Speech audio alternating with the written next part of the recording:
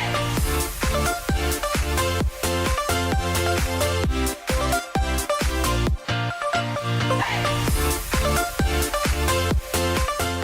welcome to another episode of the Cutting Edge podcast. I'm Nabeela Vally, and today we're delving deeper into the mining sector. As we know, mining plays a pivotal role in South Africa and contributes to around 6.3% of our nation's GDP. However, mining houses are confronted with various challenges, especially when it comes to creating shared value, ensuring that enterprise and supply development and SME development initiatives are impactful, and solving for social and environmental issues. If it's not done correctly, a mine's social license to operate is at risk. We're joined today by Nyaniso Rapiya from Seriti Resources to talk to us more about this topic. Hi, Nyaniso, welcome. Thank you for having me. You're welcome. Please tell us more about yourself and Seriti Resources before we get into the conversation. Sure. Seriti Resources is a local, wholly owned, black-owned energy company now. We started off in coal mining, but recently through the IPP program have delved into greener energies, particularly wind farms, which has then now made us into an energy company. We have 8 operations across 2 provinces, namely Mpumalanga and the Free State, and we are a 92% black-owned entity. That's great. And tell us a little bit more about your role in particular and what you focus on in Nyaniso. I look after inclusive procurement and enterprise and supply development at Seriti Group, and the role requires patience.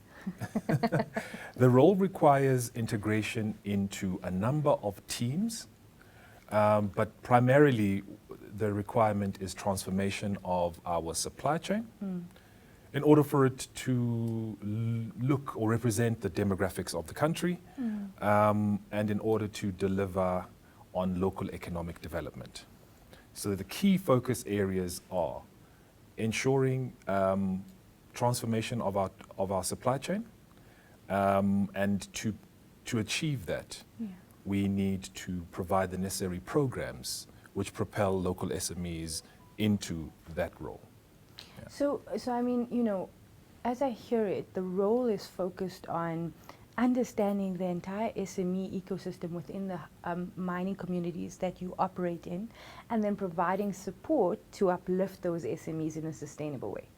I couldn't have said it better. Our major challenge is, as you'll know in the country, most mining operations will be found either in peri-urban or rural communities. So the greatest challenge there becomes firstly the sophistication levels and access to information, services and the like. And what we then have to deal with is a supplier that is potentially a little behind in their growth journey than what you'd find in the metros. I was joking the other day with some colleagues, some sector colleagues, and they're in the financial services / banking space, and they deal with these really sophisticated SMEs who build applications and the like, right? So they're more in the tech space. Whereas what we are generally faced with is an SME who is looking to provide a good or a service to us, but generally it's going to be tangible goods or services that require the delivery and maybe fitment of a particular product. The challenges that we face are very different from, as I mentioned, players in the financial services and more maybe metro-based companies. But at the end of the day, it's all the same. It's an SME that is looking for opportunities. And for us, where the shared value comes in is the ability to contribute with respect to local economic development while they obviously grow a business. And so, you know, so for the interest of our viewers and our listeners, can you paint the picture on why is it important for a mining house like yourself to focus on SME development and to actually apply resources and capacity towards uplifting SMEs in your local host communities? Yeah, so our context, of course, as a country, I think is well publicized. As a responsible corporate, you can't exist without ensuring that those around you also benefit from your existence. So our communities are faced with low economic activity. They're faced with challenges just in general with the provision of services, and we can't exist without those in our host communities, obviously playing this pivotal role of our development. So the key thing then becomes, how is it that we can, whilst performing our function as a business and delivering value to our shareholders, ensuring that as a responsible corporate that we also play our role in ensuring that those that are in our host communities benefit by our existence. So that requires us understanding what our context is. So who are we dealing with? Yeah. What are their greatest needs? And how are we able to assist them to be able to deal with whatever challenges they face, which prevent them from securing opportunities with us in order for them to join our supply chain, therefore propelling us obviously towards our major goals. And so I think the what I'm hearing is that obviously there's a need to uplift those SMEs for integration within the supply chain, but then also beyond the dependence of the mine as well. And I want to take a step back. So for Seriti, obviously you guys have taken a fully integrated approach to enterprise and supply development and SME development. You've used a combination of non-financial support and financial support to create that. You know, my question is, what have you seen is the benefit to taking an integrated approach to enterprise and supply development and an evidence-based approach? What do I mean by that? I mean, you've gone on the ground and understood what the needs are and then focused your support off the back of those needs. Yeah. So what are some of the benefits that you've seen in having that approach? So maybe if I take just a step back and give you a bit more of context around our situation. So we're relatively new in the space. I mean, founded in 2017, have been in existence since 2018. At the inception, of course, one wants to ensure that all the various regulatory requirements are met. Yeah. And so we started just with a non-financial development ethos for local SMEs. And over the course of time, 2-3 years into these programs, we realized that the biggest challenge was conversion. So converting from being a beneficiary of an ESD program where there's SME mentorship into a supplier of ours. And when we delved deeper, we found that a lot of the challenges were mainly around funding. So local SMEs struggled with financing the mandates that we offer them. The big challenge was those that already had opportunities or contracts with us struggled to maintain them or scale. Okay. And so no matter what, from a non-financial point of view, support that we were providing them, at the end of the day, they needed the capital, right? And so then that made us look at what responsible measures can we take to provide this funding.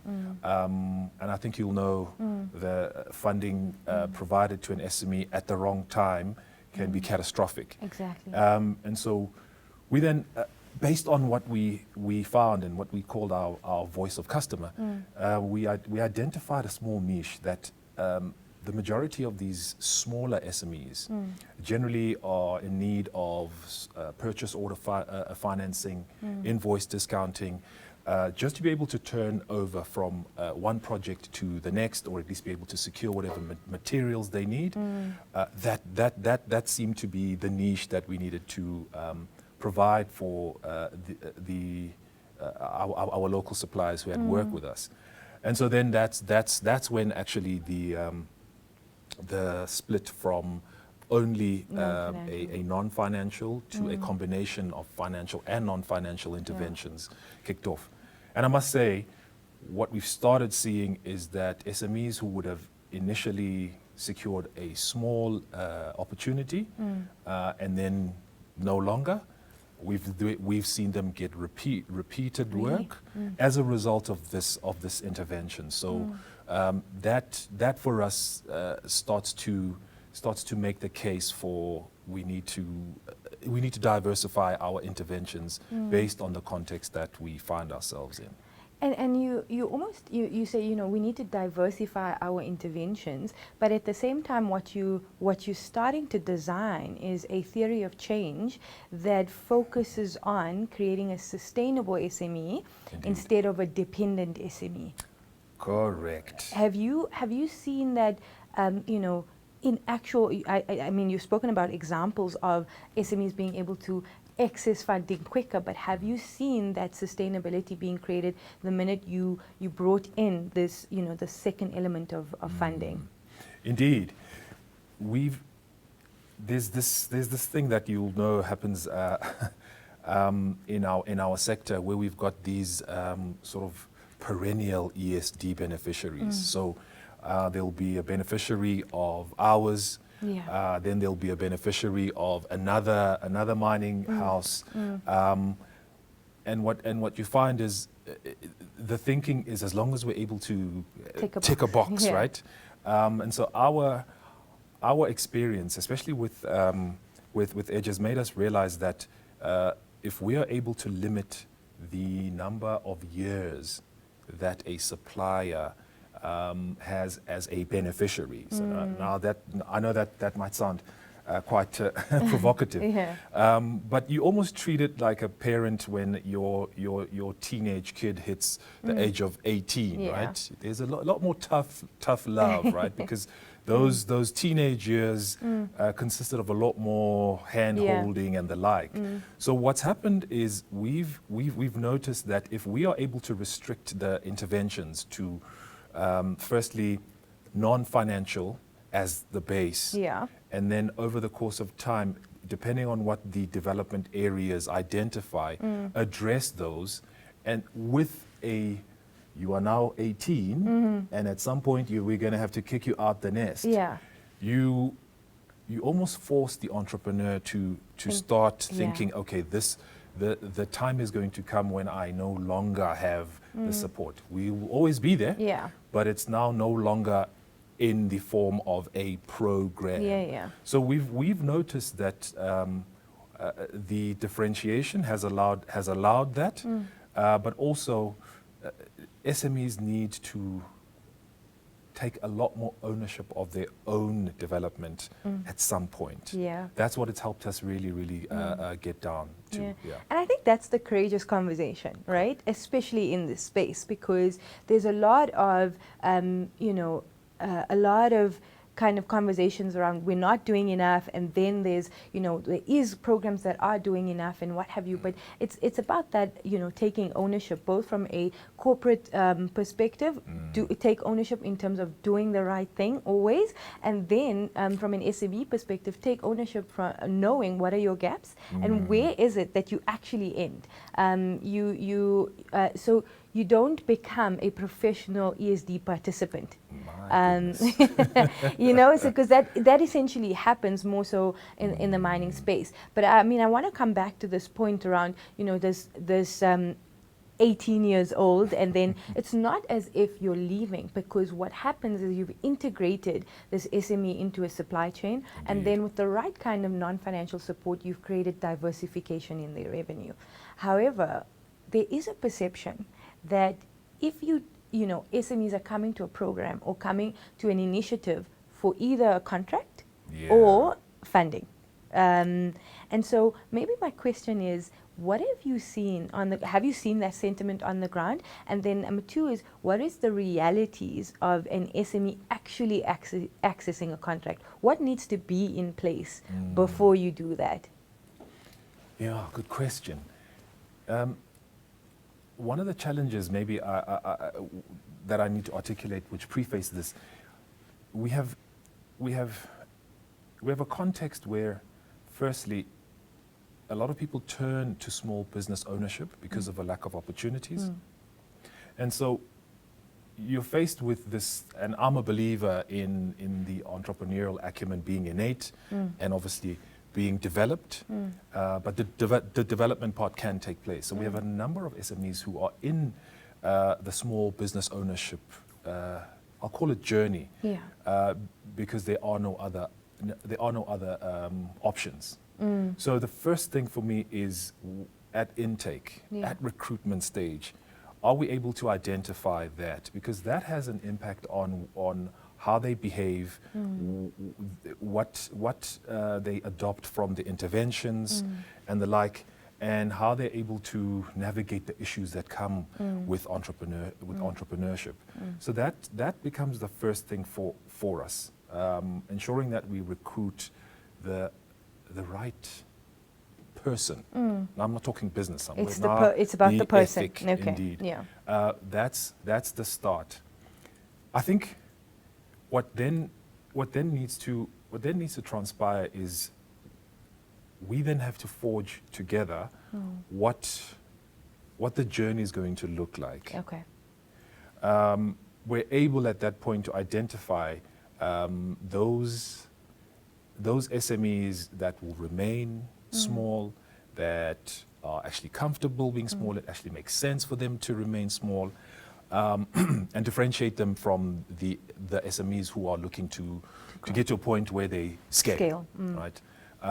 Then the differentiation of the interventions allows that. Right? Because there's a difference now in the type of support that you give. That they require. What we fail to do in the sector is rope in very key stakeholders which enable this. And it's usually our contract owners. They will generally be at the coalface with our supplier and obviously beneficiary on my side, and we'll be able to provide the necessary feedback around how they are doing with respect to that particular contract. So this is the end user that's procuring this goods or services from the SME, and they need to actually be involved in this process as well. 100%. So that's the first stakeholder. Yeah, indeed, and we need to triangulate that relationship, right? Where we've got the end user, us as support, and of course further partners such as yourselves as an ecosystem around that SME. To be frank, these SMEs, even though they secure the opportunity, are almost like a little baby in an incubator for a lot longer. So we almost need to ensure that those three partners are there to provide immediate support as and when required. If there's pivoting that needs to be done because there's a particular change within the business environment, then that's enabled, etc. So there's a lot that by way of ensuring a support network around the SME that has to be in place in order to enable that. So it was choosing the right person was important, and then making sure that the right stakeholders are involved is the second thing, and then making sure that we understand the types of support that we bring in is the third one. So I think for all of those things, there's one thing that overlays that decides whether it's going to be a success or not, is really the business philosophy to SME development and enterprise and supply development, and therefore tying your business strategy to your ESD strategy. Because now what you see is that if the business philosophies, we are intrinsically committed to SME development in our local host communities. Why? Because it creates jobs in our local host communities. It results in thriving economies in our local host communities. So now we're going to commit resources and capacity. How does this flow through then? It says you as ENSD within the corporate have the license to operate, but then the end user is incentivized to actually make SME development happen over the longer period of time. Correct. I mean, case in point, what we've realized has worked. Is I believe if you want to change your behavior, this is the capitalist in me, you need to incentivize it. So what we found has worked is the Minds scorecard. has a transformation element to it. Okay. So that's in keeping with sort of ESG, or shall I say the introduction of sustainability practices into the business strategy. One thing that's really enabled a lot of the highs, or shall I say highlights, has been ensuring that each operation has a transformation requirement. Yeah. So now they've got skin in the game. Exactly. Right? And so you've got great support from each operations leadership team, general manager, HODs, etc. They start looking for ways to support SMEs who are in the supply chain, but they also putting pressure on us. Yeah. On where's my next supplier who can provide me with exploration drilling services and that kind of thing. And what that does is it's encouraging to us because for the longest time, and if you've experienced working in the mining sector, what's key is just getting things going. Absolutely. So introducing SMEs into the supply chain can be quite a harrowing thing for end users. Yeah.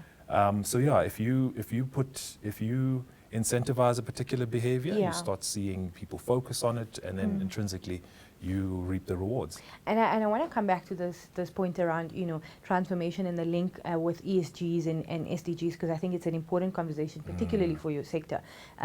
But let's come back to, this element of business philosophy trickling down from the top right to, implementation and what have you. But then let's talk about the actual SME themselves. Now, we're going through this journey of support.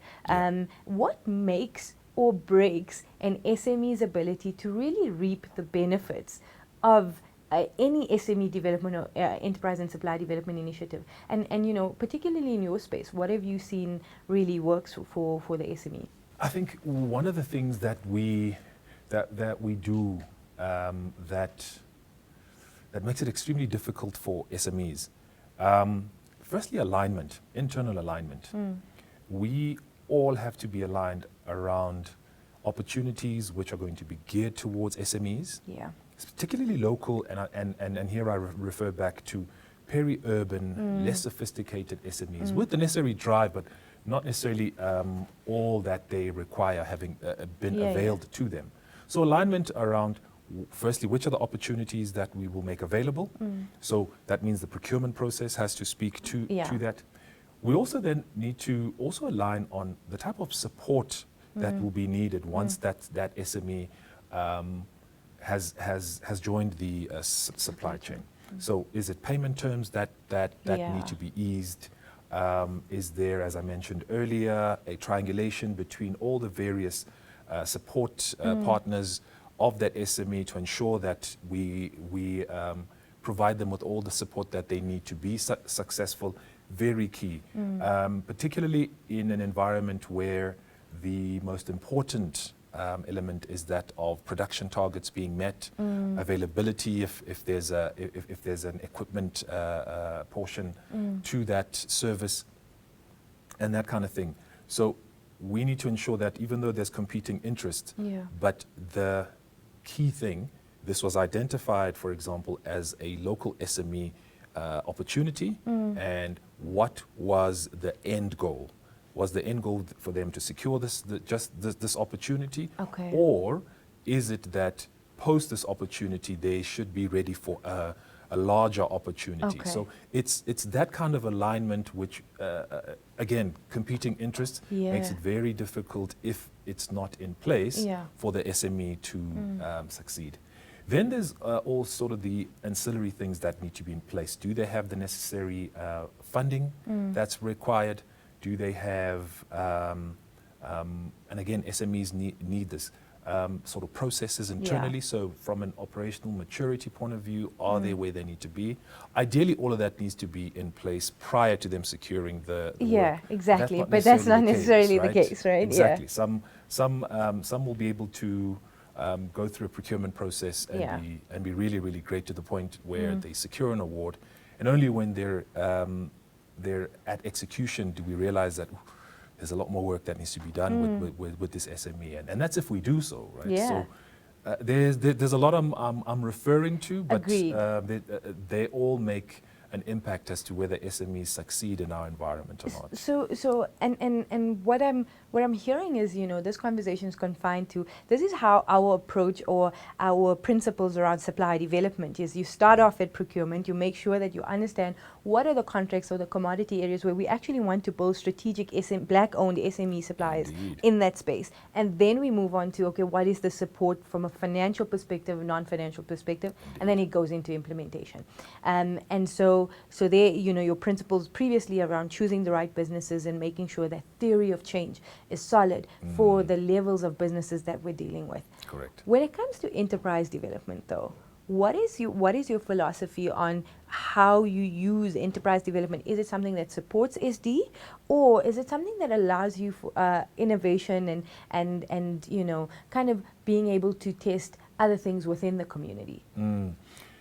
We have, on the enterprise side, we've got a split. We, owing to our context, we have a belief that some of our enterprise development initiatives we have to treat as development for the sake of development, so that SMEs who never would secure work with us purely because of the commodity that they provide would never secure work with us, but ensuring that they get to a point of sustainability, the ability to secure more work, and therefore have the impact that we look for in the communities. Happy to take those on, albeit limited, because that becomes sort of CSI if you were to think of it that way. So that's the first component. The other component is we have a mismatch between demand and supply when it comes to what we're looking for by way of commodities and what's available. Okay.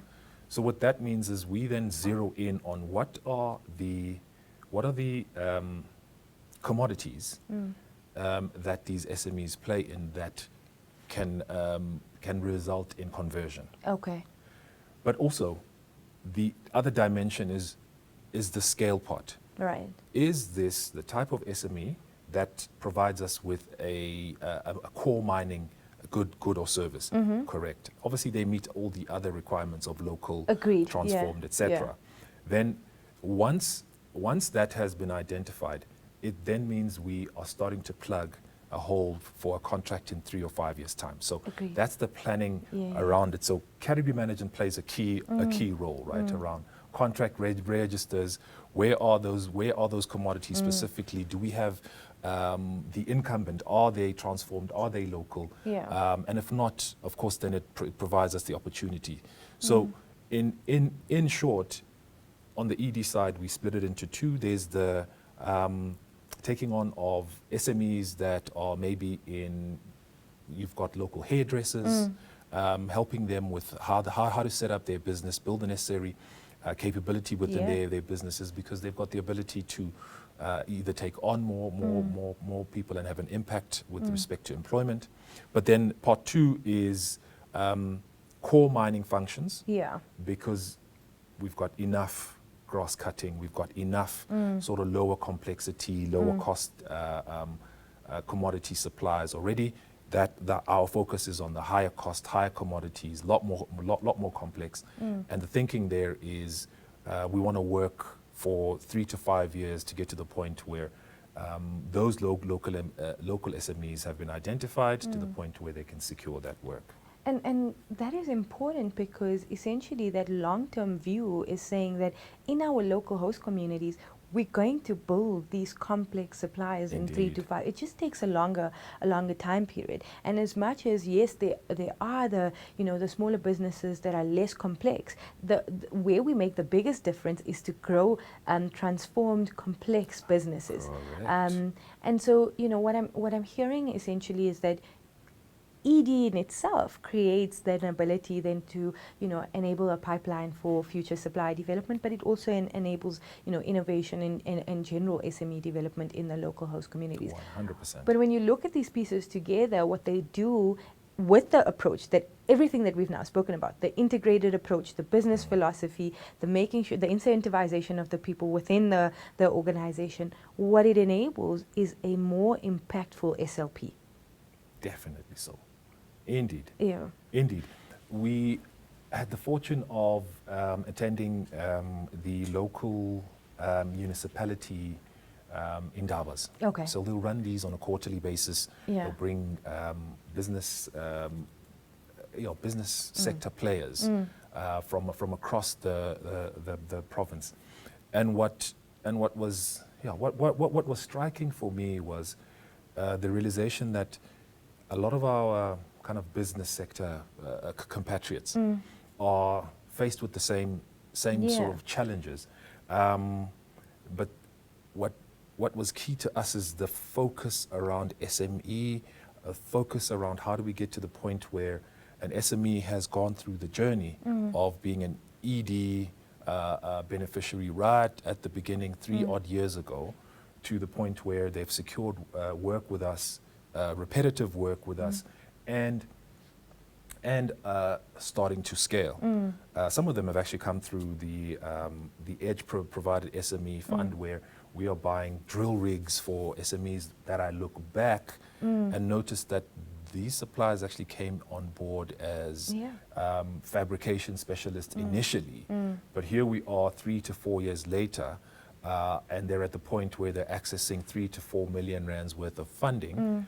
Whilst I look at our compatriots, and they were still puzzled by how do they find a way to play that sort of propellant role. Exactly. And it's definitely encouraging. And so, you know, the practicalities of this is, like you said, this example that you're giving, you're starting off with a small business that has around 5 people in it initially, and now you've grown it to probably 20 people more. And so there intrinsically is that value for the SME and for the corporate itself, or the mining house itself, because you've now built that quality of standard or service or product over the years. You've also built the scale to take on more contracts, and then you've, like you said, it's evidence that you've backed the right jockey.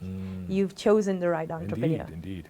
Yeah, look, it's encouraging because it ensures that the recruitment process remains rigorous. Yeah, absolutely. Remains one that will always challenge the SMEs themselves. Exactly, and that's really where I want to talk to you about, because it's a contentious hot button in mining. Sourcing and selection is the biggest challenge. Finding the right SMEs, making sure that they're the right businesses to go on this initiative after you've designed what that theory of change looks like. So you can have this beautiful TOC, but if you don't know that you can find those SMEs in the local host community, that makes or breaks your initiative.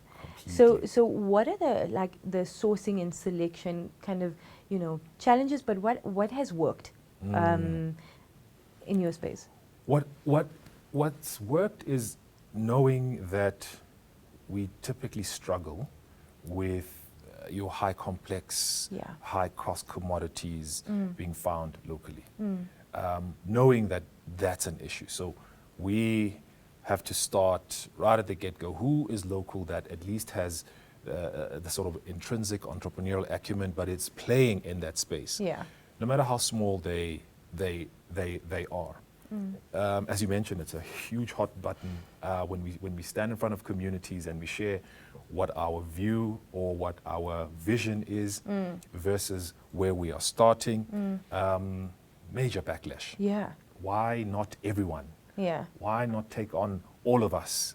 So how do you strike that balance between fair participation, everybody gets a chance, but then we know that the reality is that we only have X amount of resources to work with?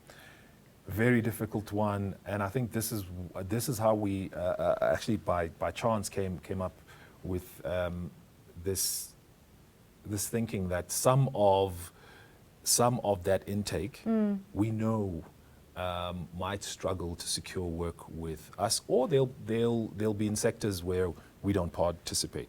We just know. We just know we will dedicate resources towards the development of that sort of cohort, but we know that chances are they might not secure or may not secure work with us. But we know that with the interventions concluding, we know that an SME will walk away ready to face the world, a lot more prepared Yeah. to navigate the issues that they will face on this entrepreneurial journey. We know that as we wave goodbye, we'll be able to keep in touch and know that they will walk away Yeah. much better than when we found them. Whilst the other focus, or shall I say, whilst the other cohort is purely your SMEs who are high growth potential.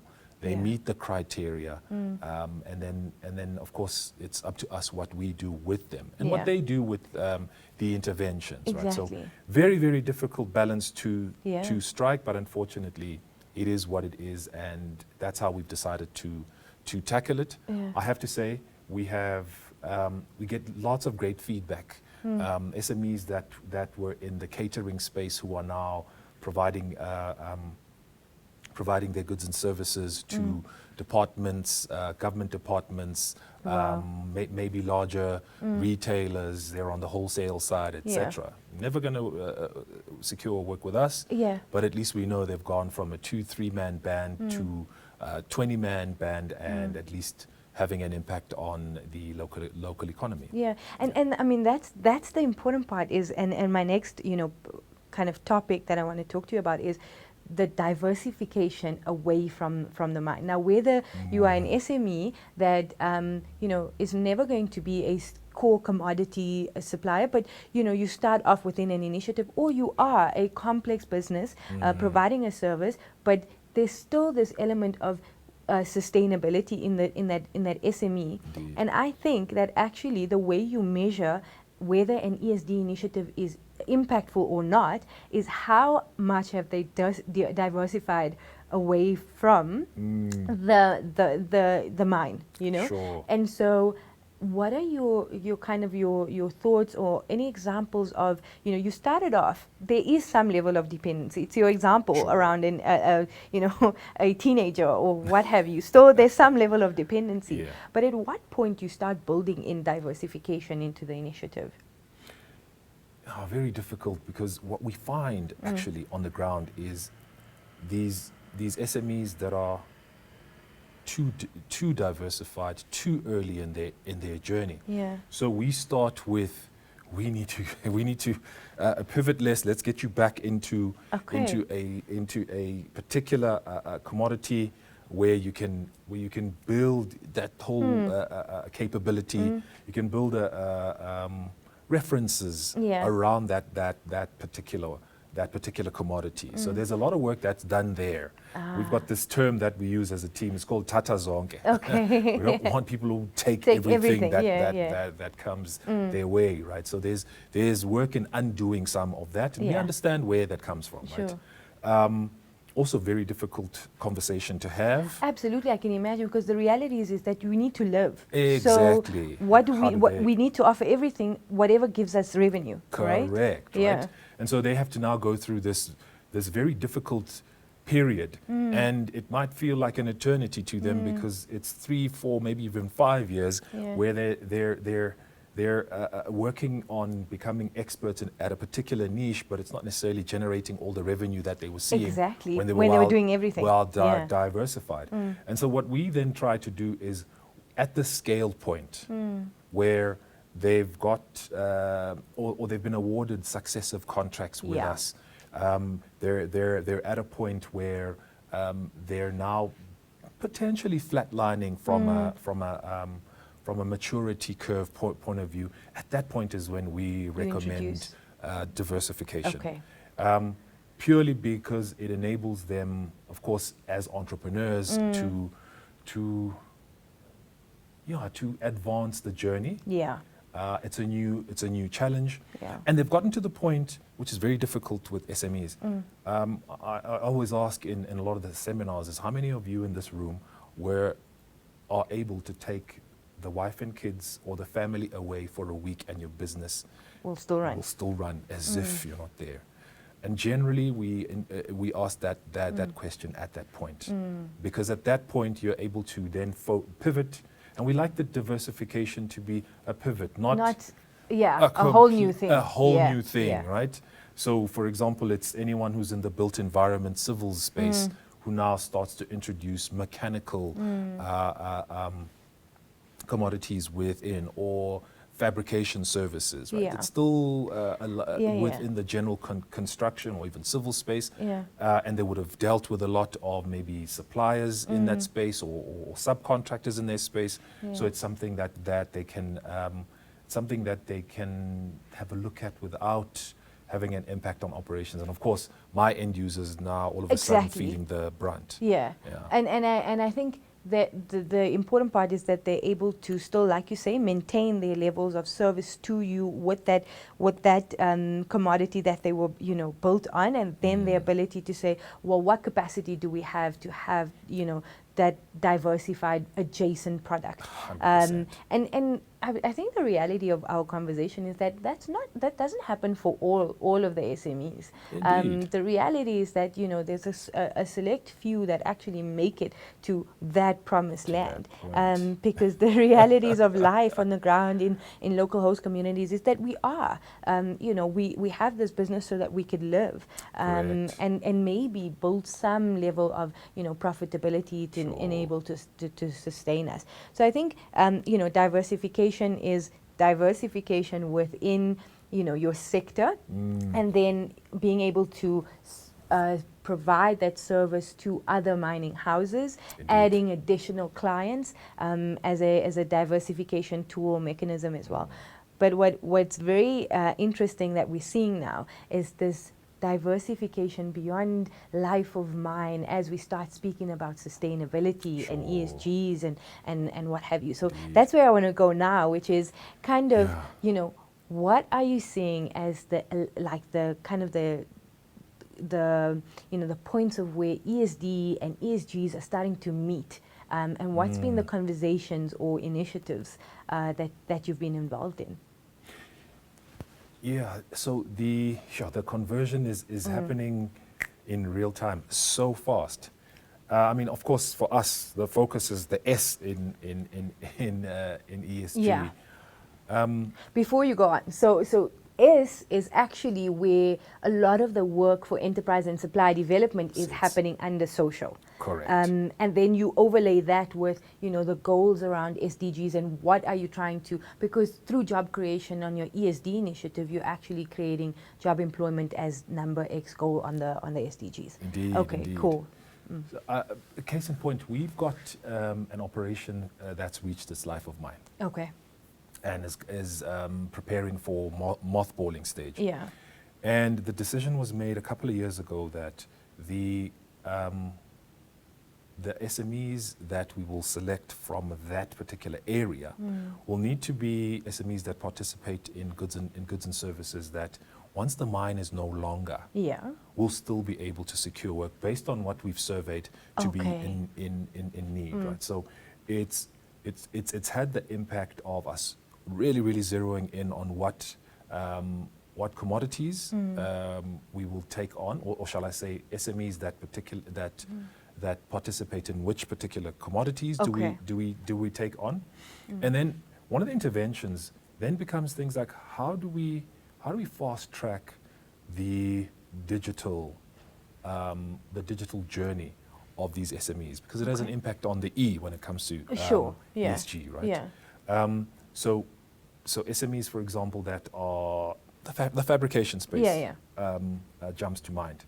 From a sustainability point of view, use of materials and the types of materials being used, of course, becomes the challenge. So how do we hasten their developmental journey, particularly within digital, to be able to embrace sustainability practices? Okay. And it's proved to be quite a pickle, because it's great to understand it from a theoretical standpoint, but now when you're having discussions with the SME around where these points of change are and where can we zero in by way of interventions, we start finding that we're actually pushing them towards a dead end. Really? Yeah. Okay. If there isn't a well-coordinated, collaborative approach between us who are mothballing our enterprise and the rest of the sector. Yeah. So by there I'm talking the municipality, other corporates within the space that the SME or the beneficiary can tap into. If we aren't having the necessary discussions, we are doing the SME a disservice. Because you kind of providing them with support, but you're not actually creating longevity in their businesses. Indeed. And so essentially collaboration in the world where ESG and ESDs collide, collaboration is key there. Indeed. Because without it, I mean, a question pops to mind, and it's going to take us back a little bit. But you said, we have to identify commodity areas that are actually beyond this mine itself. What are some of those? So, for example, we have in the logistics space. Okay. We have a cohort that's on a logistics and coal haulage specific development initiative. And with us no longer being in the picture in 2 years' time, who's out there that they would be able to tap into? So it's still the logistics space. Yeah, sure. From an environmental point of view, we're still using trucks, we're still using emissions, etc. But who is out there that can propel this beneficiary to the point where maybe the trucks that are purchased for the next run are no longer the ones that are used now? So from an emissions point of view, a little bit better. Is the commodity that the next client of the beneficiary one that is no longer, or shall I say, isn't something that's one of the fossil fuels emitting, right? So that's the kind of alignment that we need in the sector, and it's proving to be very difficult, which is progressing, of course, where the discussions around ESG go. Exactly. Because if it's, and I think of a particular SME who does when the truck doesn't have enough work, who does these loads, and a lot of them it's at construction sites, and of course one of the major contributors is the construction industry, right? So in propelling them up their journey, we're realizing that as we have discussions, should those with whom we engage in these discussions not have started at least to conceptualize what the future looks like for them in terms of sustainability practices, we won't be moving anywhere. And that's so important, because the reality is this dependence on other sectors and their understanding and their sophistication around ESG now actually influences your SME's sustabeility in your sector and your interventions. Indeed. So the interventions completely change, because now interventions are saying actually we're working with a lot more surface area in terms of where we need to go, and the players change as well, because now unlocking a contract opportunity is no longer an end user in a mine, it's actually a a commodity manager in a different sector. Correct. And so how do you see legislation playing a role in helping this type of collaboration? Is there anything within your sector particularly? Well, within our sector, I think the sustainability practices being introduced at sourcing stage, I've seen a change. So, and when we talk to our sector compatriots, a lot of them are talking about things like anti-modern slavery finding its way into their contracting practices, green in general. So, what green practices are in place, and of course, ensuring that there's an opportunity to at least audit that at some particular point. So I'm starting to see that. Down the value chain, and of course it has to be, you've got to be the bad guy. You've got to start at least somewhere. You're the one that's making this a requirement in your contracting. Exactly. And I'm not seeing, if I think about it, I'm not seeing too many beyond. Too many submissions beyond sort of just the early stage. What practices do you have in place? Are you able to provide us with proof thereof? Anti-modern slavery, That's what it's looking like at this the for moment. now. Yeah. So from a legislation point of view, there's a lot that still needs to be done. But I think there's a lot of grey when it comes to sustainability in our, or shall I say, my experience of our sector currently. And it's so interesting because, you know, we've got one legislation, which is like your BE and your enterprise and supply development, that has come a long way and often, you know, initially started off as just, oh, do you have your compliance? Do you have your certificate and what have you? And made this transition into, you know, impact and now value. And I think that's the starting point for ESGs and SDGs. What's important for SME development and enterprise and supply development is to, you know, continuously align initiatives to wherever that is at any point in time. If you get what I'm saying, it's the best we can do. Yeah. Agreed. And so, you know, I want to come back to kind of impact in general. And, you know, as much as we have this sustainability lens, and right now it's legislative driven or has a lens around policies and what have you, we still have enterprise and supply development that's looking to create long-term impact for our local host communities. And so talk to me a little bit about what you see as the key impact indicators that an enterprise and supply development initiative is working well. So for me, on the enterprise development side, I think conversion is king for me. Conversion. So conversion, we're saying, how has this ED become an ESD? How has the 100%. Business become integrated into the supply chain? Indeed. That's key performance indicator, number one, and probably platinum if you were to rate them. Of course, there'll be the other indicators.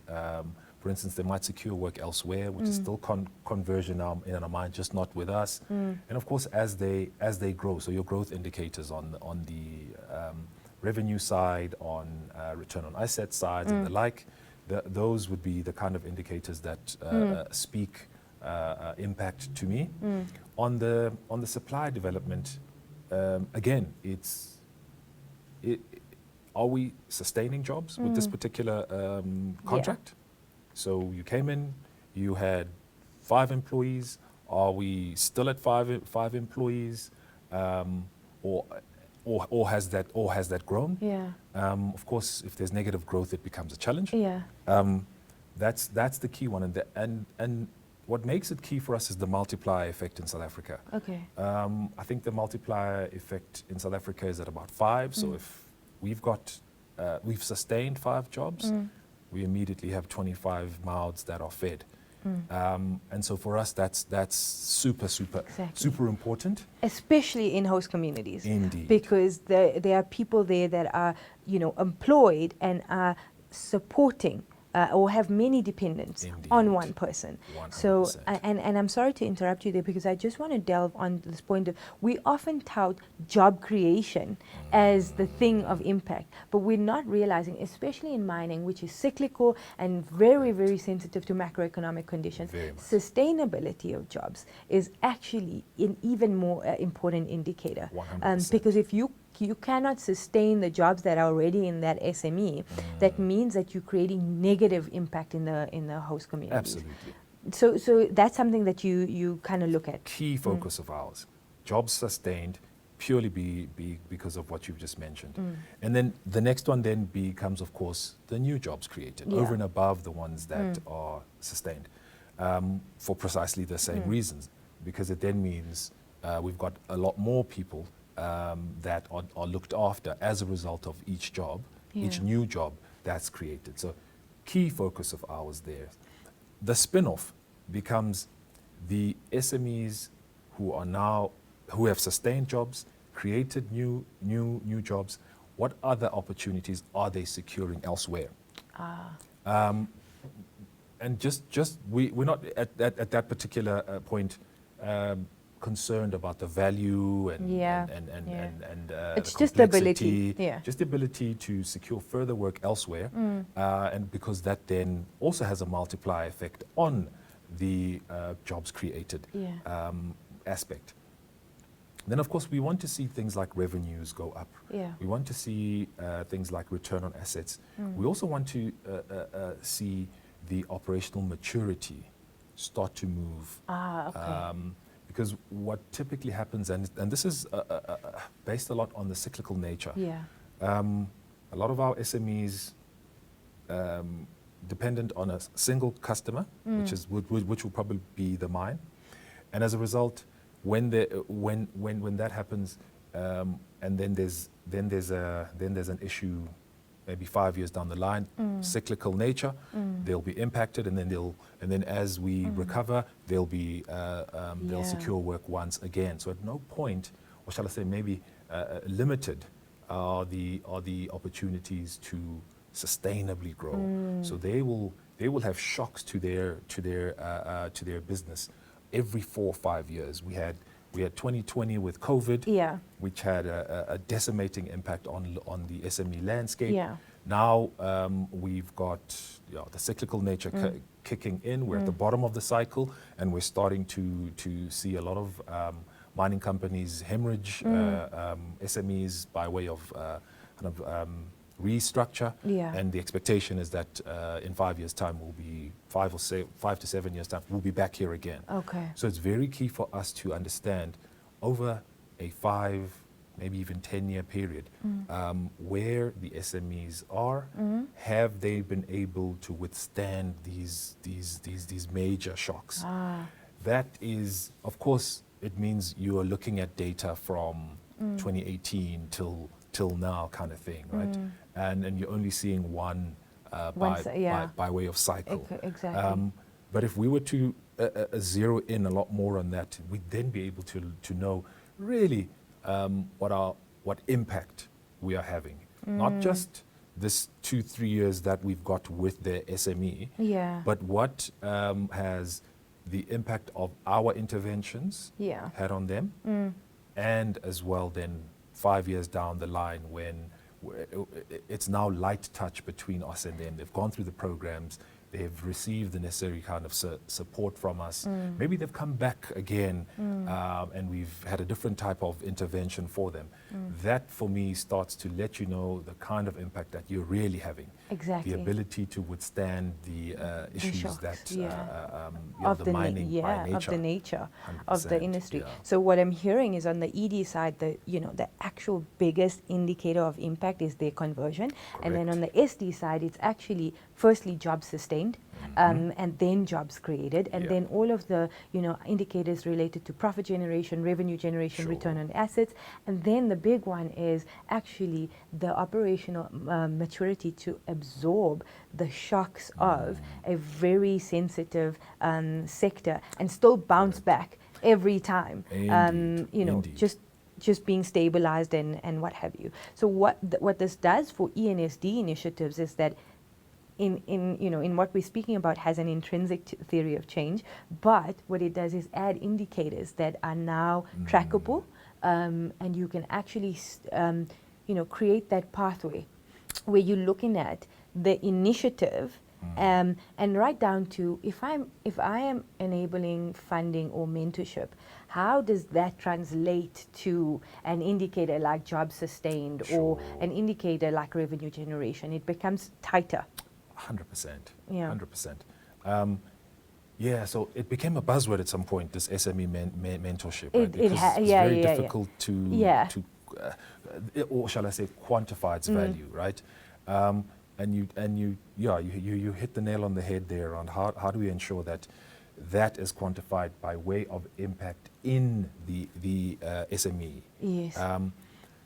And it's very difficult because the relationships that these mentors have with these SMEs, the mentors at the end of the day is supposed to be an SME, and here subject matter expert, who has the ability to put a mirror in front of the SME. In front of the entrepreneur, the entrepreneur. Yeah. So the relationship becomes one where it not only is just the coaching aspect of mentorship, but then they have a lasting impact. They leave a measurable, and not necessarily measurable, but they leave the kind of impact that is indelible on the SME.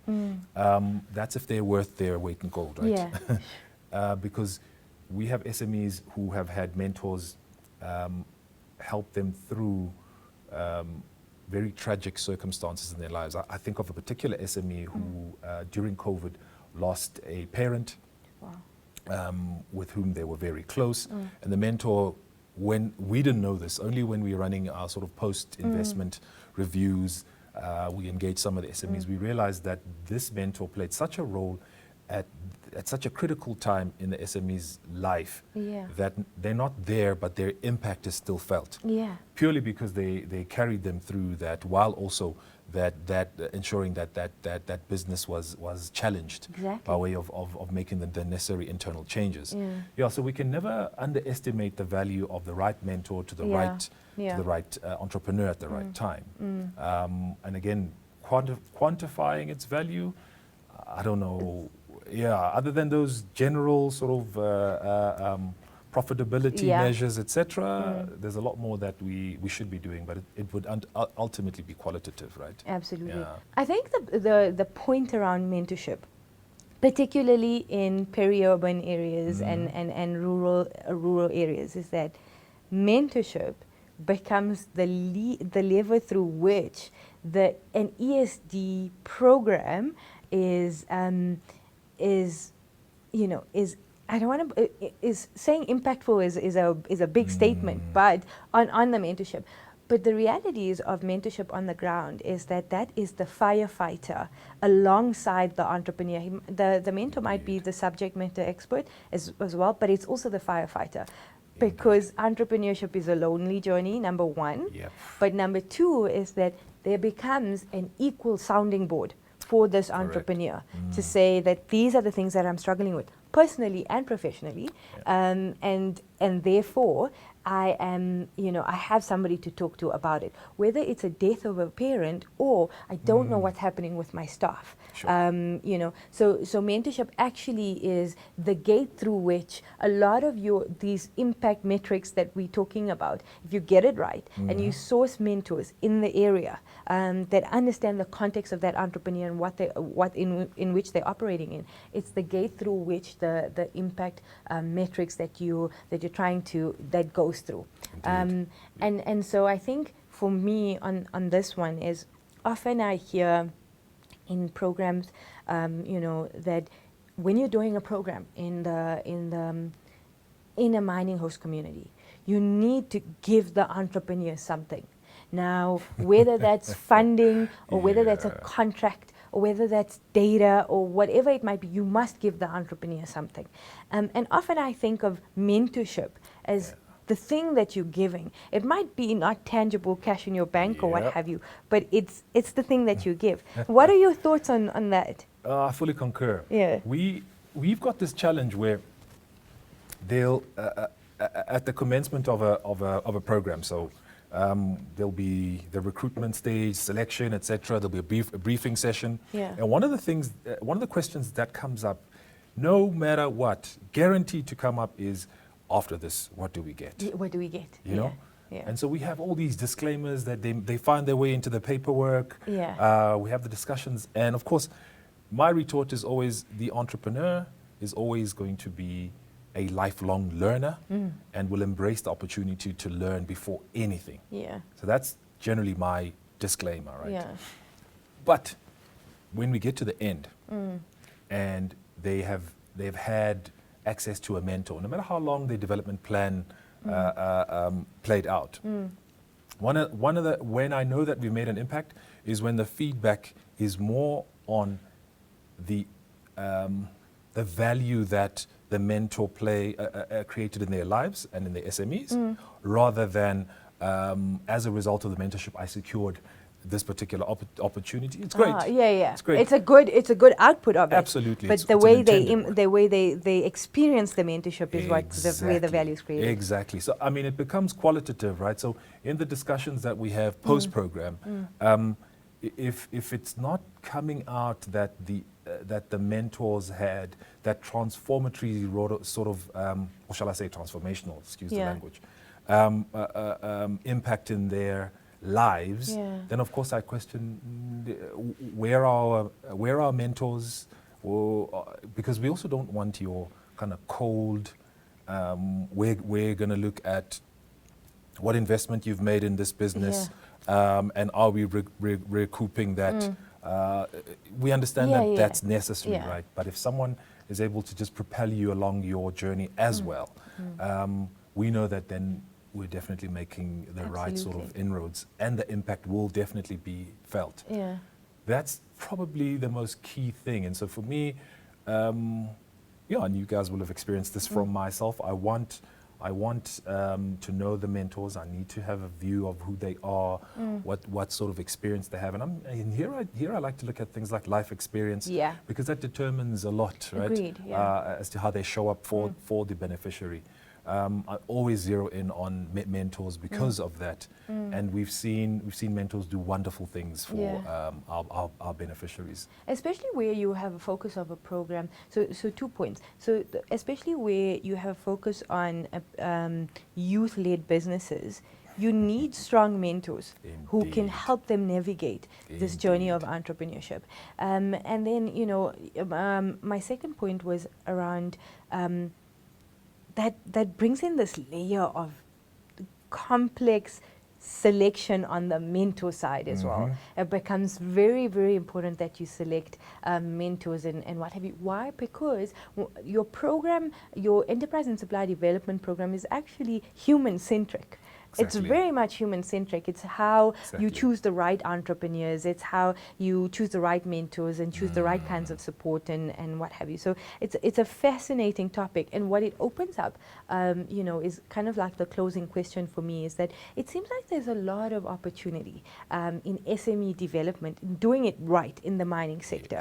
And so maybe as we close, what is your sense of the opportunities of SME development, and why is it so valuable for mining houses to invest in SME development going forward? Yeah, so mines are unfortunately or fortunately based in these peri-urban, rural, underdeveloped and underserviced areas. So, I mean, it then becomes incumbent on us to play our role. And I'm a believer that the role that has the most impact to play is one that develops business. Business in general. Now I'm not talking specifically small business. That's probably the lifeblood, right? And so then when you go into SMEs, you're tapping into a sleeping giant in this country, right? And that would be how, especially when especially when the sector that we play in has a finite journey, right? Life of mine dictates whether you're there or not. There's an end point. And to add to you, I want you to bring in this lens, because there is a lot of talk about township economy, informal economy. But my personal view is that mining houses who are doing SME development have been playing in the informal economy since the legislation started. Absolutely. And so there is intrinsically another opportunity for mining houses. Indeed. The challenge with, and I might be going off topic here, the challenge with what this township economies has ended up being is that it hasn't focused on the money circulating here. It's focused a lot on bringing the large retailers into which ultimately doesn't result in the money circulating quite 100%. as widely as that, right? Whereas mining houses are based in the locality. There's a value chain, of course, which extends internationally. But our focus needs to be and must remain on that tiny host community, that little 2-3 kilometer radius from the operation. That has to be our focus. So, to come back to your question, the greatest opportunity first for me, which I find, it's quite baffling that we haven't gone further than where we are, is we work in silos as mining houses, So we'll have this program. We'll share the locality with another mining house. We'll run this program. We've identified that this is what needs to be done. These are the programs that need to be in place. These are the outcomes we expect out of this.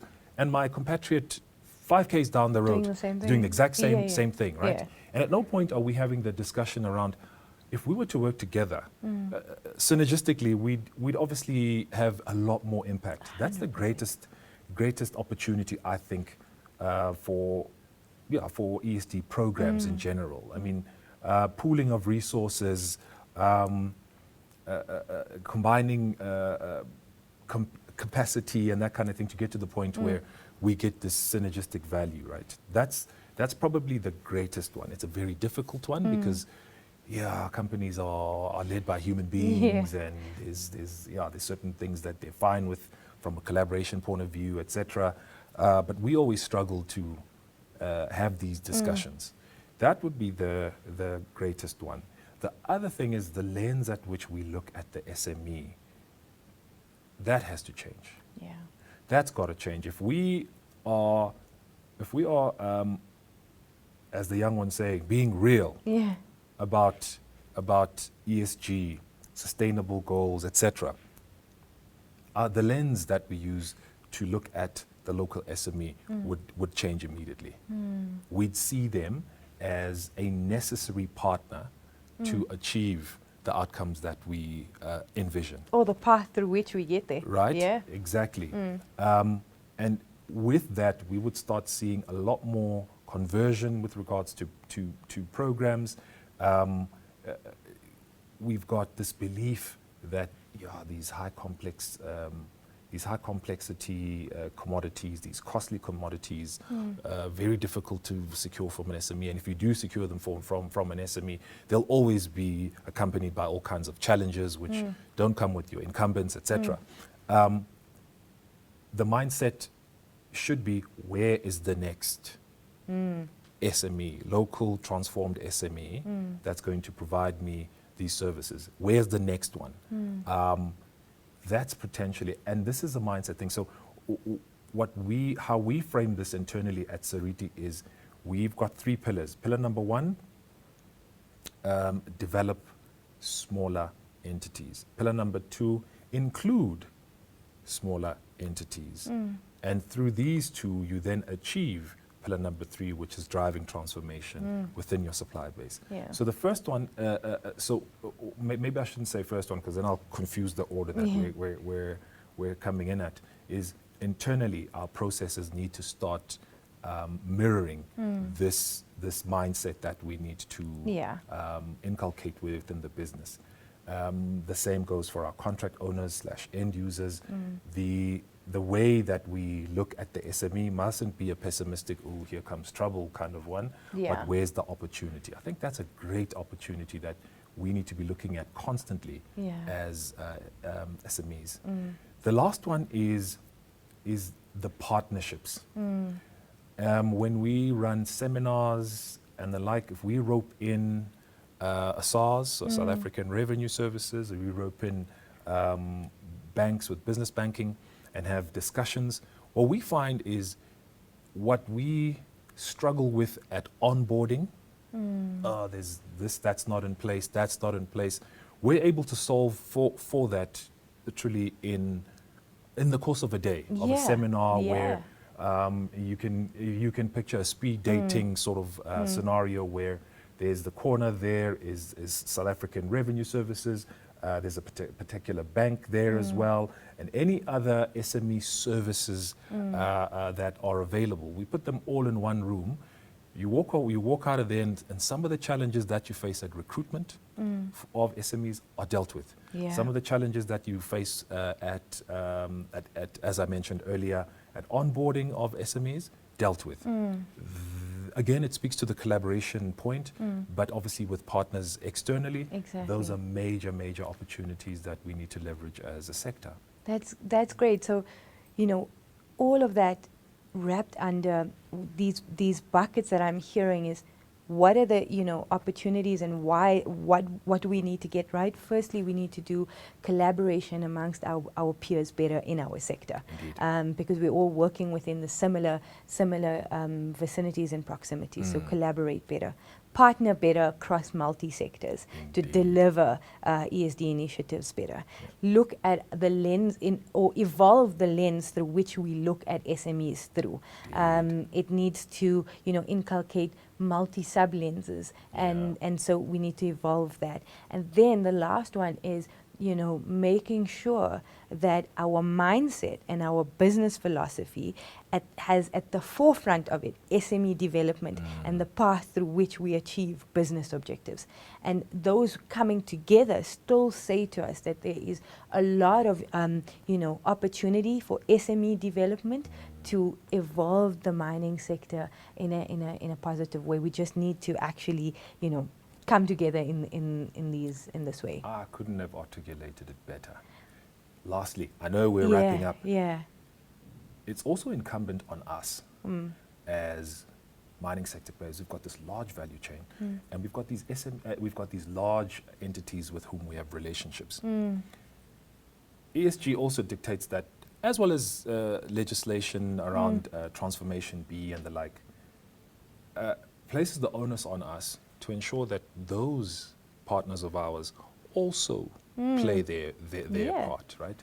So we, in our contracting, have to start ensuring that there's that this requirement that I have on myself, as I see myself as a corporate entity, as a responsible corporate entity in our country, my partners, are they of the same ilk? Absolutely. Right? And that needs to find expression in the partnerships and the agreements that we have. So the requirement for a large entity with a maybe international footprint with whom we contract must find it must find expression by way of we need for you to buy locally, we need for you to employ locally, we need for you to engage in CSI projects locally, etc. That spreads the love. Absolutely, and that is where the next evolution of enterprise and supply development and sustainability goes, because you're saying we are committed to this local host community.